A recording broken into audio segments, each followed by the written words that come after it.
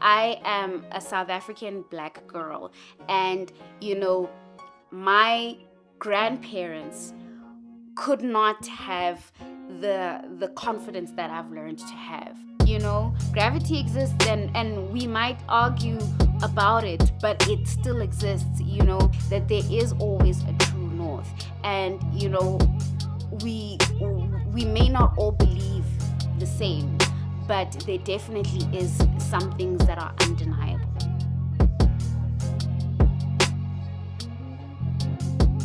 Hello, hello. Welcome to another week of the Redefining podcast with Neo Victoria Rangaka. It is great to have you guys here. And if you are new here, the Redefining podcast is all about us pushing, purging, and wrestling with our own thinking and our own limitations and getting to the truth of who we truly are. So I'm glad you're here. And this week we're going to be talking about redefining truth. Now, this one is a little bit more outside of you, right? I want to talk about the world that we're living in and the context of the current age that we find ourselves in, right? But I want to link this to redefining because your perspective matters, and what you do with your life is going to be shaped by the world around you and vice versa, right? So when I talk about redefining truth, I want us to consider the fact that we're living in a time where it seems like truth is subjective, right?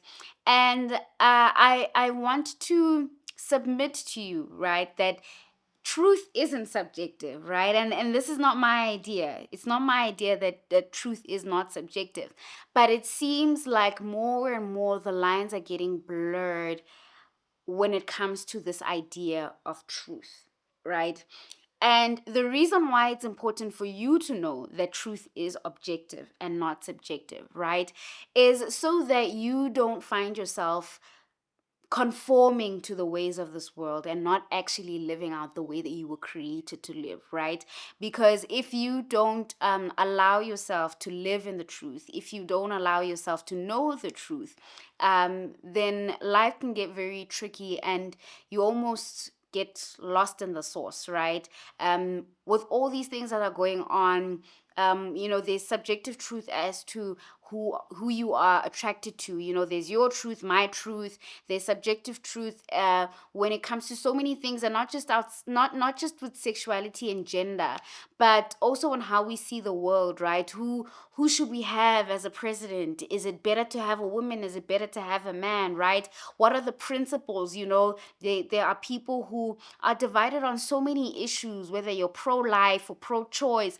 There's so many of these things going on in the world, and it can be hard to have your own moral compass, right? I feel like it's important for me to share this with you, although I dive quite deep into this topic of truth in my upcoming book, right? But basically, it's all about how we view the world and how we view ourselves. When you hear all of these things, and when you are taught that actually this is what we're supposed to care about right now, it can make a huge change in your life. It can impact the choices that you make, and instead of you being in a journey of redefining, you might actually find yourself being redefined by the world, right? Being redefined by the world in such a way that you are moving further and further away from who you were created to be, and instead you become who the world says you should be, right? They say that 9-year-olds should be considering whether or not they want to stick to the gender that they have, right? Should a 9-year-old choose whether they want to be a boy or a girl? There's all these things that the world is saying that this is right, and it's almost like this episode is almost like sort of like a warning, right? To say, be careful, right? Be careful of what you hear, be careful of what you immerse yourself in, and be careful what you allow your redefining journey to look like, and what you allow other people to make it look like for you. So, um, on this topic of, like, there's so many things that are said, but it's just that this one is probably the most prevailing one at the moment. But on this topic of, like, gender identity and all of those kinds of things, I noticed that compassion has been used as a weapon, right? And I remember watching a podcast, right? A podcast episode by a woman, let's call her Cindy, right? So I'm sure anybody who's listening to this knows exactly who I'm talking about. Cindy has a podcast where she's constantly redefining the truth. She's constantly telling people that, listen, this is what the truth is, right? And you need to be careful that you don't get soaked up in all the chit chat that's going on right now. And Cindy had an episode with a very famous R&B legend, right? I almost used somebody's real name, even though it wasn't him. But let's call this guy Tony, right? So Tony is on Cindy's podcast, and he is a heterosexual man. He has kids. He is quote unquote as straight as can be, but he is finding himself invested in pushing this agenda forward, pushing all these blurred truths, these subjective truths, trying to shine a light to somebody else's truth, right? Without necessarily considering what the truth is. And I'm sure he's not the only one. I'm sure that what I saw was just a glimpse, because I know that there's so many companies that are trying to do this as well. They're also trying to shine the light on somebody else's truth, right? Because this is what we're told seems right. It's the compassionate thing to do. It's the right thing to do. You're caring for other people. But I want to say to you, be careful with that, because as you are using your energy, your time, your life to shine a light on something that is subjective, there is no two ways around it. It is entirely subjective what somebody deems they believe about themselves, right? When you shed a light on somebody else who's doing that, you put yourself at risk. You put yourself at risk. You don't know what's going to happen 20 years from now, right? 50 years from now, for 50 years from where we are now. 50 years ago, we weren't having these conversations. We weren't talking to grade 3 students about sexual identity, right? We weren't even talking to them about sex at all, right? But now we're finding ourselves in this place where people are using compassion to say, but we have to push this agenda forward because these people are oppressed. These people are not understood, and all those kinds of things, right? Forgetting that at the end of the day, objective reality exists, objective truth exists.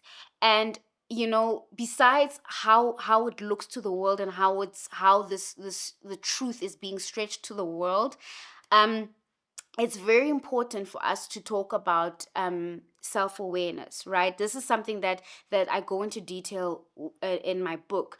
But what I want to say to you in this episode is, be very careful not to take on so many things that we forget where true north is.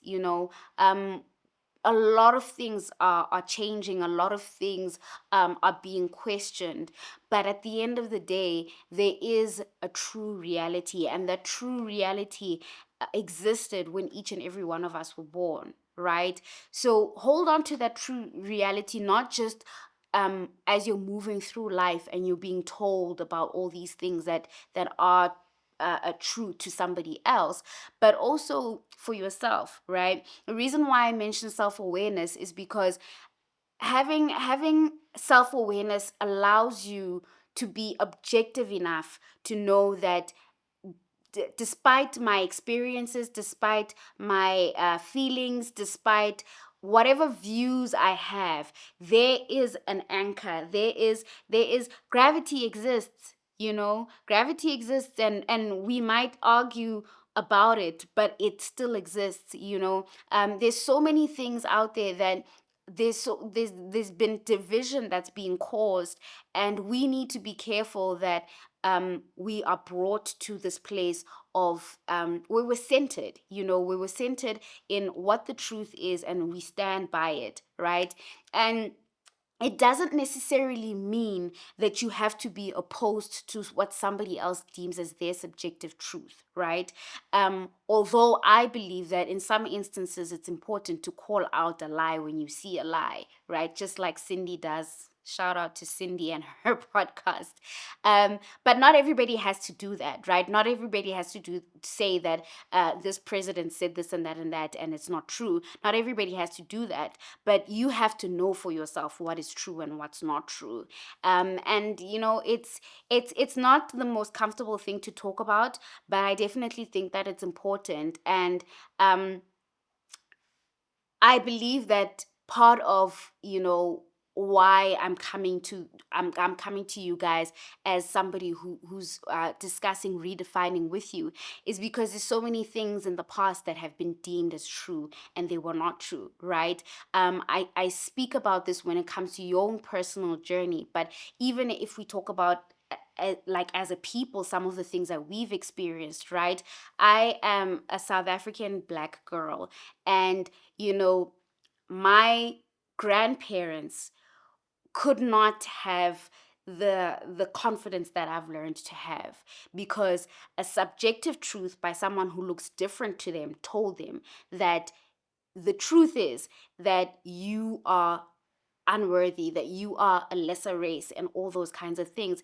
And it's so funny to me how these things kind of repeat themselves in history.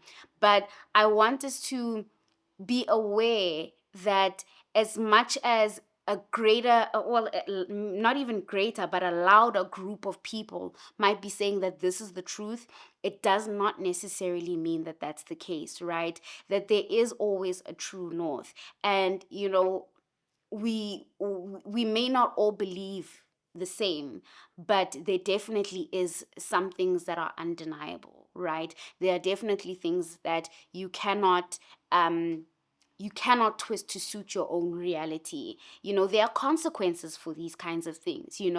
I pray that we never get to a reality where pedophiles are being allowed to call minor attracted persons, right? But something that people previously would go to jail for, with the truth being distorted so much that they're considering that this is just somebody's subjective truth. You see, so this is what I'm trying to share with you, is that be careful. I keep saying be careful, but really be careful. The reason why we go through this redefining is because there are so many voices out there that tell us who we ought to be. And the truth is, I say this in my book, the truth is none of them created you. None of them created you, and even if you don't believe in God, even if you don't believe in the God in the God that I believe in, at the end of the day, nobody can say who you are because none of them created you, right? So take what I'm saying to heart, I hope. But also be careful that you don't get fooled into thinking that believing a subjective truth makes you more compassionate, and disagreeing with a subjective truth and agreeing with an objective truth makes you a bad person, because it doesn't make you inconsiderate, it doesn't make you unkind, it makes you somebody who knows the truth. And unfortunately not everybody does. But if you are listening to this, and if you are plugged in the Redefiners community, then I implore you to take this seriously and to do with it what you need to do.